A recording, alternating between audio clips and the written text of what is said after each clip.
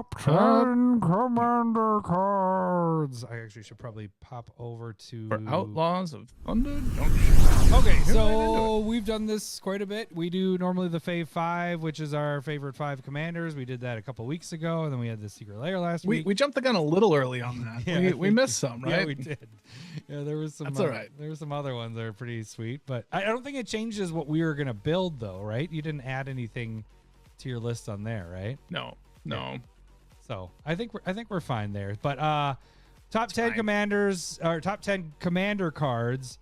It's basically everything except we aren't talking about the commander precons. So if you want to see the best cards in that, make sure you check out the video from, when did we do that? Thursday, right? It was Thursday. So Thursday we had all those. We talked about 3 cards from each deck that we thought were really good. So that's kind of, some of those could have made this list, but we already kind of did that. So make sure you guys check that out. All right, so are we doing something Thursday for that too? Oh, yes. I mean, we're starting this late. That's the hard part. We want to do the upgrades. Let's see how that works out. We're going to try to get it. We're going to do upgrades. We're doing upgrades. But we don't know when we're going to. Is there a way to upgrade those decks can we get like $100 budget because they were bad? No, I'm just kidding. I don't know if they were bad. It's just the value wasn't there. Value doesn't mean that they're bad or good. It just, they were bad in value. So, but yeah, so we'll let you guys know. Really what you got to be is a part of the Discord or at least subbing, be a sub on YouTube, because then you'll find out exactly when those videos will pop up.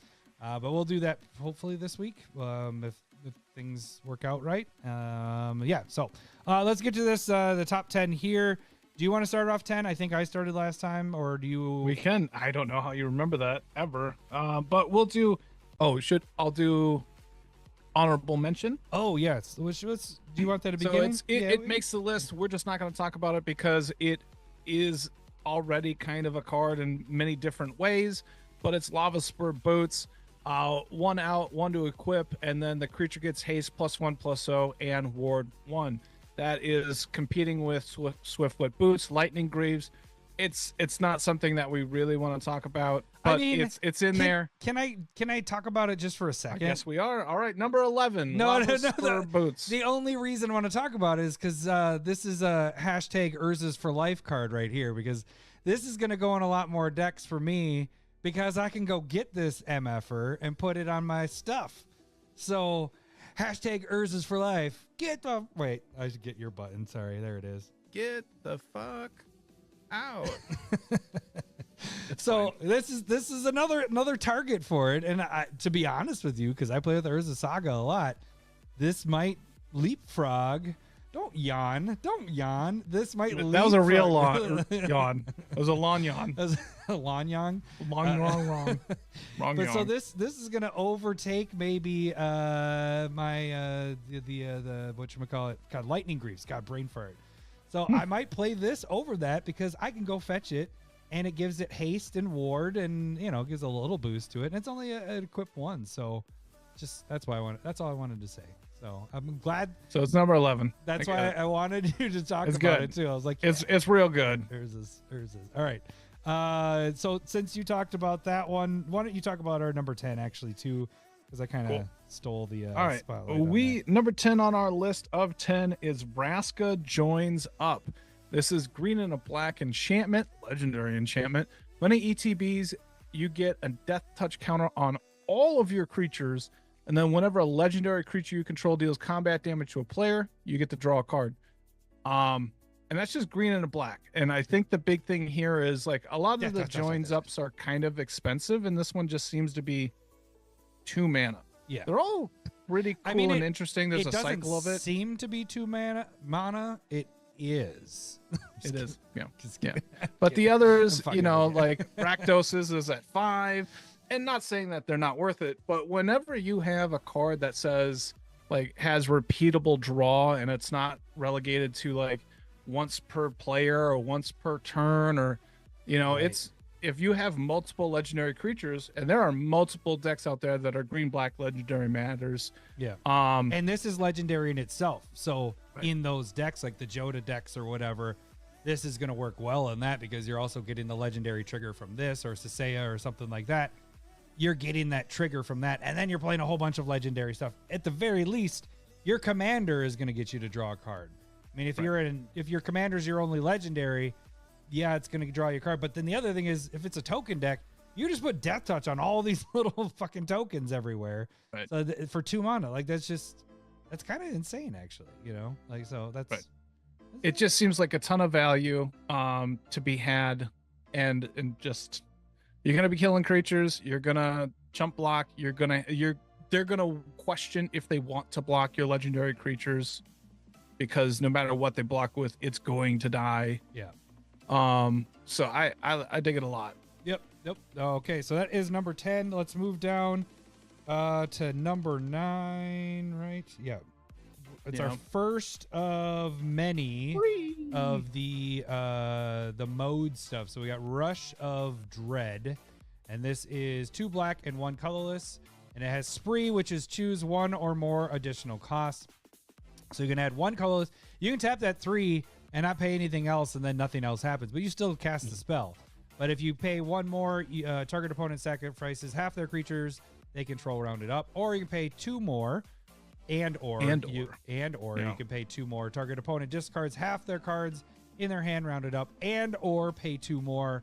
Target opponent loses half their life rounded up. So there's a lot here that's going on. I think when we talked about this pre-cast, there's 2 of them that stand out more. I mean, what are the 2 that you think that stand out the best out of these? Yeah, the paying 1, target opponent sacrifices half their creatures, so that's at 4 mana, 2 black, 2 colorless.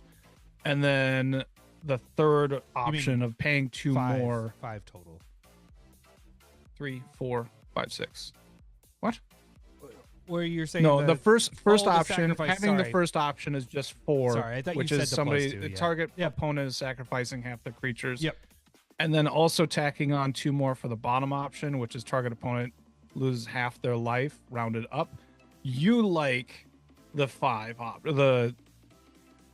the total 5, and that's just a good card right there. Target opponent loses half their life for 5 mana. Yeah, that's decent right there. Yeah. And then, for 1 more, they can sacrifice half their creatures. Yeah, and you can go to somebody discarding half the cards in their hand. That one seems. It depends. The nice thing that seems like a lot unless somebody's drawing a ton of cards. I think the other thing that's really nice with this is like it doesn't have to be the same person, you know. So you can be like, you're losing half your creatures, you're losing half your life, you're losing half your cards in your hand.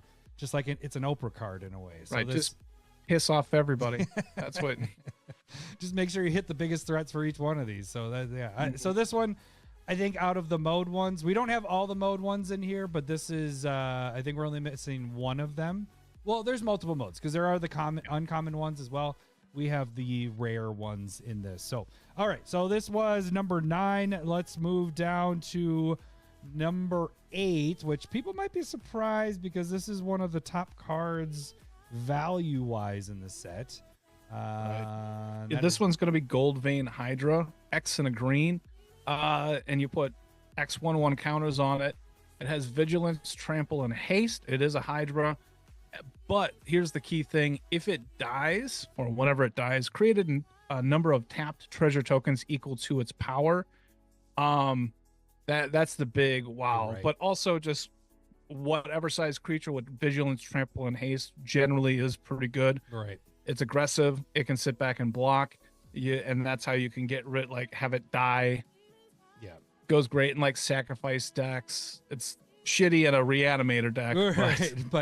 But yeah, no, getting this out, I mean, mid game, late game's amazing because the fact that it has haste and the vigilance being able to sit back and block as well, like this can be a huge beater. You can pump all your mana into it, boom, just swinging for 9-10 damage, and they might want to kill it because you got a big fatty, and then you get treasures in return. I noticed that we're getting a lot more of this. They don't want us to break treasures anymore, so they have to come into play tapped, so they don't let you break it that way. I'm okay with that. Yeah, that's fine with this creature here. So for 1 and X, this is pretty ridiculous, but it's definitely going to go in those Hydra decks. The X, what's the deck that you have with the X spells? Oh, Magus Lucia Kane. Yeah. Does that green? Like that anything that's dealing with X Yeah. spells, Hydra, Quinn's deck, whatever the hell that one was called, the one with no lands and Hydras. Yeah, and, with no lands. How does he even cast anything? How does he do it? Every time we play him, it's like one less land in the deck. It's ridiculous. Yes. All right, so that is number 8. Next is another green card here. It's free. Oops, I almost did that wrong. Free Strider. Free Strider Lookouts. This is 2 and 1 green. It's a human rogue with reach, a 3/3. Whenever you commit a crime, which commit a crime is a new thing in this. It's basically whenever you target opponents' things. So when you target opponents or anything they control and or cards in their graveyards is a crime. So whenever you commit a crime, look at the top 5 cards of your library. You may put a land card from among them onto the battlefield, tap, put the rest on the bottom of your library in a random order. It does only trigger once each turn, but most likely you're going to be doing a spot removal. Kind of nice to like go hand in hand. Like, hey, I'm going to remove your creature and I'm going to get a land that comes into play. So I'm going to ramp myself as well. So you can do it on other people's turns, just you can't do more than once on your turn. So like Deathrite Shaman seems crazy with this. Like you just wait, you can remove a creature, gain 2 life, and go put a land into play for a green. Like it's gonna be really good with that. Yep, scavenging news type stuff. Yeah, for sure. Yeah. Yep. Yeah. Yeah. So that is number 7. So where are we at? There we go. Number 6. This is me? This is me. All right. We're gonna go with Smuggler's Surprise at number 6. This is the green spree that people knee-jerked about. I think it's decent. I don't think it's crazy, but it's 1 green instant, and then it has spree. So you can add 2, and then you're going to mill 4 cards, and you may put up to 2 creature cards from among the milled cards in your hand. Creature and or land. Just so and or land. Yeah. Okay. And then you can pay and or 5 and put up to 2 creature cards from your hand into the battlefield, and or 1, and creatures you control with power 4 or greater gain hexproof and indestructible until end of turn. What do you like most about this one? Because it's basically like 6 different cards in one. But really, it's just kind of one. Like tooth and nail. We got I think I'll use. I mean, I'm definitely going to use this with Blanca, because Blanca's gonna. But the thing is it's like I'm not going to use the first 2 modes because Blanca's mainly the only. He's pretty much the only creature in the deck. So maybe I use the first mode by milling 4 and getting some lands out of that. Maybe, I don't know. But I think. But would you actually put this in Blanca, because it doesn't target Blanca? Oh, that is a good point. Yeah, creatures you control with power 4 or greater. That's not targeting. But no, then I wouldn't. Has plenty. Right, that's what I'm using. I'm using spot targeting. The target creature gets hexproof or indestructible. So, yeah, that's what I would be most intrigued about. But the fact that we have a little bit of a handcuff with the power 4 or greater kind of stinks a little bit. Just think about how much better Elemental Bond is in the enchantment part of, like, whenever a creature of power 3 or greater comes into play, you get to draw a card. And Garruk's Uprising, which is power 4 or greater, you get to draw a card. And like, that's a huge difference. Yes, with 1 power, it's so much big. Yeah, it's so much bigger difference. And so I'm not going to say that this is a bad card by any means, and I wouldn't say this is a bad Tooth and Nail. Right. And it's a bad Heroic Intervention. Right. But the ability to kind of do it like both those cards combined is at least very interesting. Right. It's like we've always said, the mode stuff, we really like it because you do have options. It depends on, like, I love that, having that option, because all games are different. And so certain games you might need the one option more than 9 times out of 10, but sometimes the other mode will work out really well. Or you can even intertwine, or not intertwine, it's spree. I mean, it's kind of entwine or whatever, but use those to get to. The hard part is the playing 2 creatures from your hand at 6, just that one. It's, unless you're just playing big stompies, it's like, are you going to have any creatures? You might be able to cast those 2 creatures for that amount of mana anyways without doing this. But it is at instant speed. It is a nice way. Yeah, instant speed, 6 mana, so put a fatty and a utility creature into play is not a bad deal. Right. Yeah. So and again, it seems like if you can hit something if one of these aspects of the cards of spree are really good, then that makes the card good. Right. And then everything else kind of, and so for, I think both of us, the green and a colorless, the bottom option of creatures of power for hexproof indestructible, like that's kind of the key. If does your deck want that, then you can move on. Because again, if you have creatures of power 4 or more, then the middle 5 spree part becomes more relevant because the creatures probably will be bigger. A lot bigger. Yep, that is a very good point. So yeah, that's and good. So if you're playing like you know, oh, that one. Yep, that one. I mean, it can't be an X-Spell deck because the putting creatures into play is bad at that point. But more than likely, they're going to have greater than 4 power, so it's probably good enough just to have in there. I mean, it is in the right color with green stompy stuff, so I mean that helps there. So you can get your it's solid. Yeah. It's a solid. Is it a second option next to heroic intervention when it comes to protection? Like it's not even on that level, but is there something that competes in that second slot? Not in green necessarily, I guess. Yeah, you're probably right because everything else is more spot. Individual. Yep, or not the indestructible or not the hexproof. Like it's one or the other. This one gives you both, which is kind of nice. But yeah, heroic is just so much better, not because of the 4 power. Like it's all your permanents. Right. All your permanents. Yeah. Gain indestructible. Like you said, it's a hexproof. It's a huge heroic intervention is a step. stupid card. It's a huge step forward, but yeah. So this is your poor man's heroic intervention in a way. So all right. As long as it's cheap. Right. Hopefully. Well, I don't what know is what it the right price, now? What's it say right there? I have to zoom out here. It says it's $5 right now, so that's not terrible. You can get heroic for like 6. Yeah, that's a good point because they keep printing the crap out of it. So yeah. All right, so we move on to number 5, and that one would be me, right? Yes, it is another mode, and this one is the Great Train Heist, and this is for 1 red. It is an instant, also with spree. The first spree is 2 and 1 red. Untap all creatures you control. If it's your combat phase, there is an additional combat phase after this one.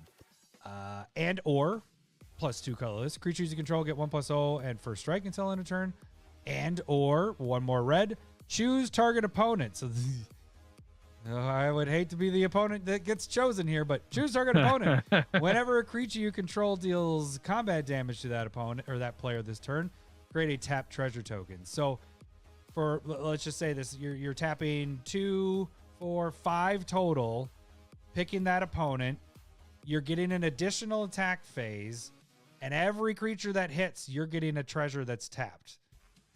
They're getting double whammied like crazy. I mean, what you could do is spread it all out in the first attack to see how everything goes, and then you get the second attack, and then you just swing in at one of them and just go to town. So this is figure out. Yeah, this is good. I like it. Yeah. This is probably my favorite spree card personally, and just picking option 1 and 3. So 5 mana to have an extra combat along with creating treasure tokens seems really good for 5. I mean, adding the 2 in there, you're doing that just in case your creature's going to die and you think the first strike's going to save you a bit. Yeah. Like, I mean, I play cards all the time with that, with the additional combat, and they're more expensive than this, you know? So what is it? What is it? Brutal. What is that one called again? beating? Brutal beating. Doesn't that have? Yeah, that's the spell. That one has the entwine, or is it beating? Oh. The one has... No, it's savage beating. Savage beating. Yes, that's there. The We one. go. Yep. Whatever beating is going on, we don't like it. But yeah, it's 7 mana. So yeah, that one's a lot more than this one. So yeah, this one's a solid card. You might kill one player though with this if you're just targeting that player. So it is not our top one though. Our top one is the next one. This is our top spree spell here. We're going with the white one here, and that's going to be called Final Showdown. And for one main reason, kind of what we talked about with the green one, but it's a white instant spree. So, and or 1. Well, this one has me, but just so for a white and a colorless, all creatures lose all abilities until end of turn. This seems like a really, that's the aspect that we both really like. Yeah. And that's the unique part for 2-mana instant. That's a good card. Oh, And that's a good then point. and or one, choose a creature you control. It gains indestructible until end of turn, which is decent, but 2 mana to do that effect is eh. And then you can and or 5 mana destroy all creatures. Here's a question. I'm guessing you order these the way you want, right? No. Well, because It goes in order of how the card is. Okay, that's what I meant is like you don't want to give your creature indestructible and then have all the creatures lose all abilities because you wipe out your own creature if something's getting destroyed. Yes, Robocop, you did ask about the heist card. That is probably a good card to go to Ansreg, so I might look into that one, the red one we just talked about. But this one, for 2 having like I've seen so many games. What's the black one that has the split second that gives all creature or all sudden spoiling? Yeah, that one just wrecks. They get completely flips games where somebody's about to win, and then it's just like boop, all O2s or whatever, and they lose all abilities. Like this, all creatures losing abilities is huge. And then, I mean, that destroy all creatures that you're going to use in a huge pinch, but you can use it all together. Like if they all have indestructible, you're getting around that, you know? When we were discussing this, I think one of the things that I missed was because I was like 6 mana to destroy all creatures is bad, right? But this is very much on par at instant speed. That's the part I didn't think about. Oh, that is a good point. Yeah, when we talk, I didn't even think of that either. Yeah. So if you're paying 6 mana at instant speed, destroy all creatures, that's pretty solid. That's pretty good. Yeah, that's actually pretty good. Yeah, it is. And then just one extra, and if anything had indestructible, you're just wiping them all out. So yeah, it's if another extra, just pay 1 more again. You keep 1. I like that it takes away indestructible. And then it gives 1 to your guys, and then it destroys all creatures. So you're going to leave 1 behind. You're going to get everything. Yeah. I mean, yeah, unless it gets countered. That's the only way. Unless the Furious Protection happens. Yeah, that's a good point. But this is a good card. Yep. This is a good card. Definitely dig that. All right, so now we get into the top 3 here. First on the list is one of Lowry's favorite cards of all time. He does some shenanigans. No, Mr. not Jit. This one, well, I know, but Mr. Jit is back here. So we have the Lost Jit. This is also hashtag Urza's for life. Get the fuck out. You can get it for 1 because it's 1 colorless for this artifact, this bad boy. It's also an equip 1. Whenever equipped creature deals combat damage, again, it doesn't have to be to a player. That's the gold thing, the awesome thing about Jit, the original Jit, Umezawa's Jit, is it doesn't have to hit a player. It just needs to deal damage. You put a counter on this. You can remove a charge counter from Lost Jit, and you can choose 1. You can either untap a target land, you can make target creature can't block this turn, or you give a 1/1 counter to your equipped creature. So what does the other Jit do? Like, what does the old school Jit do? The other one is 2 mana to come down, 2 mana to equip, and then if it deals combat damage of any type, then you get 2 charge counters on it. But then it's like your creature gets +2/+2 until end of turn, or -1/-1 until end of turn, or you're gaining 2 life. Yeah, so it has a little bit of temporary pump where this has permanent pump. Right. It has a little bit of removal where this has evasion, and then this also has the you're gaining life, and the other one you're ramping in a way. You're untapping lands, able to play more stuff with that. So yeah, this one, and for being so much cheaper, 1/1/1/1/1, everything is 1. Actually, that is kind of, I'm just noticing that because the other Jit is everything's 2 in that one. 2/2/2/2. Yeah. No, the -1/-1 for the creature. So this one is 1 everything. You get 1 counter, untap 1 land, yeah, 1 creature, 1/1, equip. Yeah, so it's kind of interesting. So yeah, I like this one. I think it's different enough to really make it interesting. Like untapping a land is ramp and a non-green spell. I for the original Jit, the stuff that I like doing is double strike, a creature with vigilance, proliferating is good. The other thing about this is you can attack with a creature to get that counter, and then it's cheap enough to just move over real quick on a bigger creature. Yeah, that's a good point. To be able to block with. It doesn't have to be a bigger creature, but something that you are wanting to block with, and then you get another counter on it, and the counter goes on Lost Jit or any of the Jits instead of on the creature. And that's, I think, the big difference there is the creature can die. You still have the charge counter on it to be able to do the ability of whatever it is. Yeah. So, and this one's for you, Cole. Get the fuck out! Hashtag Team Force Walk. All right. Now we get into our top 2. And Larry, you were on this one. It is yet another. All right. I'm a sucker for these. And so I don't know if this is actually good or not. I just push for it. And I don't blame Adam if we're wrong, but I am pretty sure we're not wrong. It's Sword of Wealth and Power. 3 mana, 2 to equip. Equipped creature gets +2/+2 and has protection from instants and sorceries. And so that means any spot removal, any damage wraths like Blasphemous Act, that has protection from that. And then whenever equipped creature deals combat damage to a player, create a treasure token, and the next whenever you cast your next instant or sorcery spell this turn, copy that spell. You may choose new targets for the copy. There's such a difference between creating a treasure and copying the next spell. There's no limit on what's your next spell. We're going to help you cast it. Not a lot, but it's nice that the treasure if it's doesn't something come in nuts, tapped. it's something nuts. Right. My only beef with this one is the evasion part. I don't know if we had this discussion on cast or if this was just me and you talking about the swords and all that stuff. But that was my only beef with this one, is that it's harder to get through to get that trigger, but it has one of the best protections, because most of the things that are removing with the other swords, it's dependent upon colors. Most of the things that are removing stuff is an instant or a sorcery. Not a lot of times you're getting a permanent or whatever. I mean, you can still get wrath because it's not going to affect that. But anything that's targeting or doing damage, you're protected. And all those, this is one of the better ones for protection. I just don't know how easy it's going to be to get through. So I want to see how this one plays out.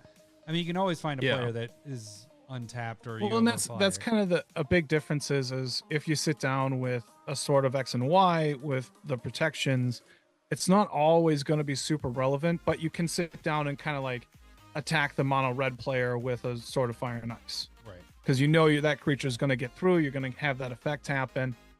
This, it's going to be really hard to remove, but getting in that damage, everybody plays instants and sorceries. That will always be relevant in every game. Yeah. The problem is that you can't just pick out a player and be able to deal damage through it. And that's going to be an interesting bit right there. I agree. Here's one thing I would probably say that you're going to see this a lot is in Simic decks where you're playing more flyers and it's a spell slinger type of a thing going on. And so you're putting this on evasive creatures already. And then you're getting the bonus from your spell slinging, because you're getting in. You put it on those drakes. You're putting them on those creatures. You're finding that one player that doesn't. I mean, there's a lot. Most players don't. I shouldn't say most, but in a game, if you have a flyer, you probably can hit somebody. That's true. There's always one person open if they're all 4 players are in the game still. So yeah, I think you're going to see 2-color blue. So red blue has plenty of Is it, or I said Simic, Azorius. I meant is it. I didn't mean Simic. So yeah, I meant is it. Not but Simic I think is a legitimate thing. And black blue. I was specifically not thinking as much, but they have drakes. Yeah. Yeah. So I totally agree with that take. If you have a creature deck if you have a deck that has flying in it, it becomes a lot more relevant. Yeah. Or don't want to say it. I mean, Forest Walk stuff, I guess, maybe, or hashtag Team Forest Walk. Get the fuck out! I didn't want to walk into that. All right, let's get to our number 1 card, and let's see here if I don't even know how to say it. Oh shit! You're gonna have to get the old button out. Mori. Thank you. Fomori Vault. I knew that's what it said. So Fomori Vault comes in. It's a land, and you can tap it for a colorless, which is nice. Or you can tap 3 and discard a card. Look at the top X cards of your library, where X is the number of artifacts you control. Put one of those cards in your hand and the rest on the bottom of your library in a random order. So you're probably playing treasures. I mean, this is going to go hand in hand with obviously artifact themed decks. What if you just have like a smothering tithe? Like think of, I mean, Cole, he's on here right now. Cole probably has this in every single deck because every time we played Commander the other weekend, he had smothering tithe out in almost every single game, even when he wasn't playing white. It was like, how are you cheating this out right now? Fairly sure that's cheating, but that's... But treasures are in games. Like artifacts are in games all the time. And so clues, food, yeah, just your ramp in non-green decks, like paying 3, discard 3, look at the top. Like what's the worst part? I wouldn't do this at like 2, but would you do it if you had 3 artifacts or 4 artifacts? I think 4 sounds reasonable, and I think that can happen a lot. Yeah, being able to look at a bunch so of stuff. it's not just a draw a card thing. It's look at those cards and put one into your hand. So Cole, you just cheat. That's all it is. Yeah. So I think this is going to go in a lot of decks. I don't know. Like, are you going to shove this one in a lot of your decks? Yeah. Yep. Okay. That's something. Well, number one, because it also is a little bit of a discard outlet for my decks, and I kind of play in the graveyard a little bit more. Like that. But really, when you're talking about like even drawing a card, like War Room is pay 3 and X amount of life, and you're just drawing a card. That's what I was going to use for my example of when we were discussing this one. I think that's a legitimate, and War Room's great. Yeah. It's using a lot. And so is this better than War Room? Discarding a card versus the life, but you get to see more cards. You get to see more, but then you get a card advantage, but you don't get to see a bunch. So smash that like button. Thanks, Bill. So I go hand in hand, I think. I guess War Room is dependent upon how many colors you're playing and all that. So maybe this takes over the ones that you're, because War Room's based on if you're in 1 or 2 color decks. Colors. Yeah. Is it based on how many colors you have, or how many you have? Yeah. So if you're a 3 color deck, you're paying 3, losing 3, okay. So and drawing a card. Yeah. And so that's where it kind of gets a little touchy. Like if you're not in life gain, that can. Right. So I probably would use War Room more in like 1 and 2 color decks, and then this one maybe in the other color. 3 plus. Yeah. So this is definitely going in my Kiri deck because that's all treasures and stuff. So yeah. Yeah, for sure. Sweet. Well, guys, you sit down. You're gonna look at 10 cards and pick one. That sounds crazy. Yeah, that does sound right. Good. But yeah, like, you mother. Fuck! We just hit it, and we aren't before the other. We aren't. Dismissive. I guess we got a break. Josh, where did you came out of nowhere, Josh? Damn it! I was not expecting to. Go, hi guys. No. Son of a gun. All right. It looks like we're doing Malort. No. I think this is appropriate since we're not talking about why we're a day late, but $1 short. Wow. Okay. Are we done doing this? Yeah. If there's any others that you guys think that we missed, again, if there were any in the commander decks, we already have that video. Check that out. It is from last Thursday. It's about our is it worth it for the commander decks? We go over each deck has 3 cards we liked. A couple of those might have made this list. I actually liked a lot of those. There's Bounty Board, I think, is one of my favorites from the commander decks. But check those out because that's where you can see all those. But yeah, we'd like to hear if there's some other ones that you guys liked more than the ones that we had here. We had a big list. There was a lot to choose from this. Yeah. More than we normally do. Normally, we'll send our lists over, and it's like... Normally, we have like 8 overlapping, but then there's like 1 or 2 that we're disagreeing on. Yeah. And this was like 8 overlapping with 8 extra on each side. Right. And I was like, how do we get this down to 10? So All right, so that'll do it there. We're gonna move into our tags and stuff, but we're gonna actually get the drink here going because yeah, thanks, Josh. All right. You can just come So out of nowhere. What do we need? What are Malort. we doing here? All right, yes, that is a good point. Let me get off of the. Let's get to. Oh, our you didn't take that. All right. Take what? Hey gang, the best way to support the Commander Smiths is make sure you slap that like button, and if you haven't done so already, subscribe to our channel. Also, check out our online store, commandersmiths.com, where we have metal tokens, mugs, t-shirts, playmats, and more.